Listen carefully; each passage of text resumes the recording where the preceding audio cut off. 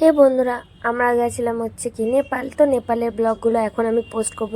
তো সকাল সকাল আমি রেডি হয়ে গেছিলাম নেপাল যাওয়ার জন্য, ব্যাগপত্র, নেল আর্ট, ফেশিয়াল সব এভরিথিং করে।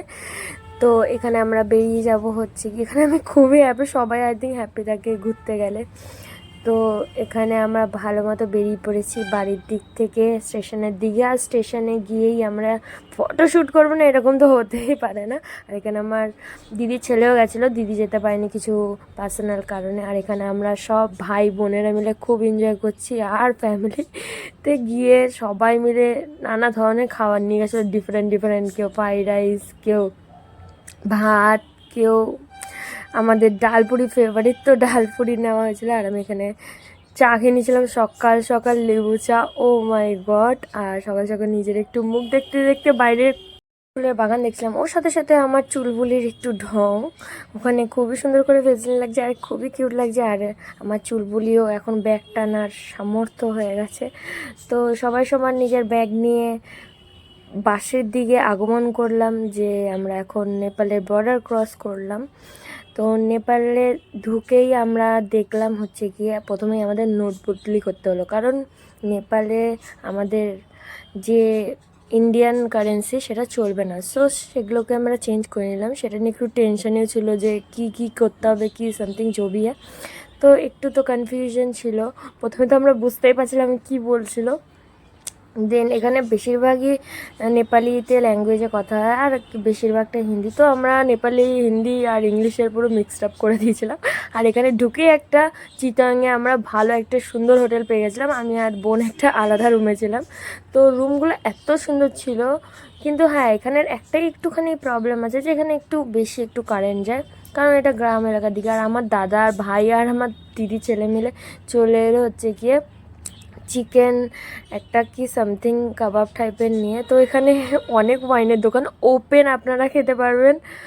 আর এখানে আমরা সকালবেলায় চিতং ফরেস্ট, যেটা ন্যাশনাল পার্ক, সেখানে আমরা বেরিয়ে পড়েছিলাম সকাল সকাল। ওটা ভোরবেলায় বেরোতে হবে, তো আমরা অনেক ভোরে বেরিয়েছিলাম 4টের সময়। তো এখানে 4টের সময় দেখতে পাবেন কুয়াশা সামথিং। তো অনেক ভোরবেলায় আমরা বেরিয়েছিলাম, বাট ওই যে একসাথে গেলে সবাইকে নিজের নিজের অ্যাডজাস্টমেন্ট নিজে নিজেকে করতে হয়। তো আমি সবার সাইডে সিট পাইনি, তো কী হয়েছে, আমি রুককে ওখানেই বসে পড়েছি। আরে দেখতে হবে ভাই, সিট নিয়ে কী হবে, ওই রকমই ব্যাপার।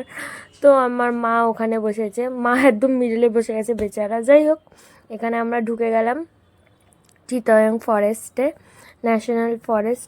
সো এখানে অনেক অনেক জায়গায় ক্যামেরা বন্দি হওয়াটা একদম নিষিদ্ধ ছিল। তো আমি ক্যামেরা দিয়ে, ফোন দিয়ে অনেকটা যতটা পেরেছি ততটা শ্যুট নিয়েছি। বাট এখানে আমরা গন্ডার দেখেছি, হরিণ দেখেছি, কুমির দেখেছি। আর কুমিরটা তো আমার চোখেই পড়েছিল, হাউ স্মার্ট তাও।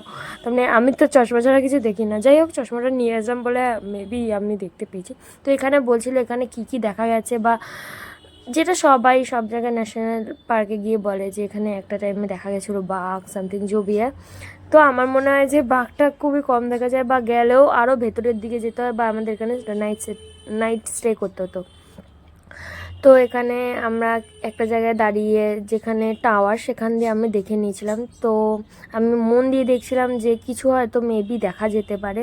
তো ওরকম কিছুই দেখা যায়নি। তখনই আমি কুমিরটা দেখে নিয়েছিলাম। তো ক্যামেরাটা অফ করে আমি ক্যামেরা দিয়ে ভিডিও বা ফটো নিয়েছিলাম।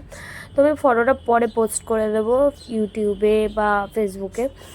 তো এখানে আমার বোনজি বলছে যে হ্যাঁ কিছুই দেখা যাচ্ছে না, ও খুবই স্যাড হয়ে গেছে। তারপরে আমরা কুমির, গন্ডার দেখতে পেয়েছিলাম।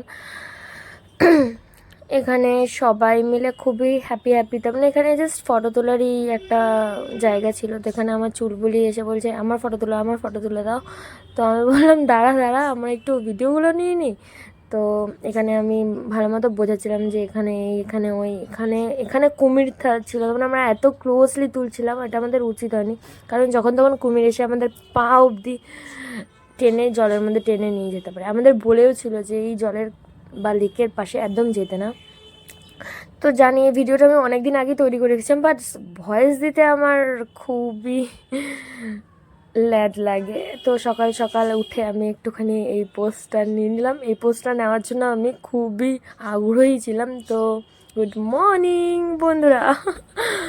তো এখানে রুমগুলো আমি দেখাচ্ছিলাম, তো রুমের একটা আলাদাই ছিল যে আমি আমাদের রুমটা খেয়ালই করিনি যে আমাদের রুমের সামনে এরকম সামথিং কিছু লাগা ছিল। আর এরকম থাকলে মানে স্পেশালি বলে সেই রুমে সামথিং কিছু আছে বা ছিল, বা সাপ টাপ এসেছিলো একটা টাইমে।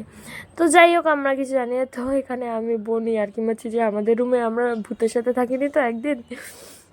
তোমার বোন বলছে চুপ করে বসে পার।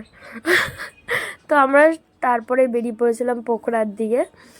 তো এখানে পোখরার আগেই এত সুন্দর সিনারি ছিল, তো আমরা সেম ড্রেস পরেই আমরা পোখরার দিকে বেরিয়ে পড়েছিলাম। তো এখানে আমি ভাগনার সাথে সে আড্ডা মারছিলাম যে কটা ঝর্ণা দেখবো, কটা ঝর্ণা দেখবো না। তো আমরা সেই নিয়ে আলোচনা করতে করতে করতে করতে আমরা সেই সেম একটা আলোচনা করতে করতে যে ঝর্ণা দেখতে পাবো নাকি পাবো না, হ্যাঁ দেখতে পেয়ে গেছিলাম। তারপরে আমার চুলবুলি আমার সাথে চলে এসেছিলো যে ও আচ্ছা, তার ওর সঙ্গেও কথা বলছে, আমি বসবো না। যাই হোক, আমি ওকে কোলে নিয়ে তারপরে সব গল্প করতে করতে কাটিয়ে দিলাম। এখানে একটা মিডিলে আমাদের ব্রেক পড়েছিল, ব্রেকে আমাদের খাওয়া দাওয়া চলছিল, ব্রেকফাস্ট। তো খুবই মেঘলা ছিল, নেপালের যে অবস্থাটা ছিল সেটা আমরা তখন দেখতে পেয়েছিলাম। তারপরে মিডিলে দাঁড়িয়ে আমরা মাছ নিয়ে নিয়েছিলাম পোকড়ায় খাবার দাবার। তো ওখানে দাঁড়িয়ে আমার বাবা আবার কি করেছে, একটু আমাদের জন্য মোমো এনে ফেলেছিল, আর মোমোটা খেয়েই আমরা রুমের একটা ভিডিও বানিয়ে নিয়েছিলাম। তো রুমের ভিডিওটা খুবই সুন্দর ছিল, রুমটা এত সুন্দর ছিল, এত সুন্দর ছিল কি বলবো। তার হোটেলটা এত সুন্দর ছিল, তার আমরা এক্সপেক্ট করতে পারি রুমও সুন্দর হয় তার হোটেলের। যাই হোক, এখান দিয়ে আমাদের পেছনের তার ব্যাক সাইডটা একটু বাজে ছিল, বাট আমার দাদার ফ্রন্ট সাইডটা খুবই সুন্দর ছিল। তো ওই জায়গাটা আমি দেখিয়ে দিই দাদার রুম থেকে ফ্রন্টটা কেমন দেখায়। তো এই যে ফ্রন্টে তার এই সাইডে তো পুরো পাহাড় ছিল, আমি পাহাড়ের জায়গাটাও দেখাবো। এই যে এটা পোকরা লেকের একদম পাশে হোটেল এটা। তো খুবই জায়গাটা সুন্দর ছিল। আর এই যে প্রচুর বৃষ্টি হচ্ছিলো, যখন তখন ছাতা আমি ক্যারি করতে বলবো। আর এখানে তো আমি নিত্যবর্তীর মতো একটা বাড়ি খেয়ে গেছি।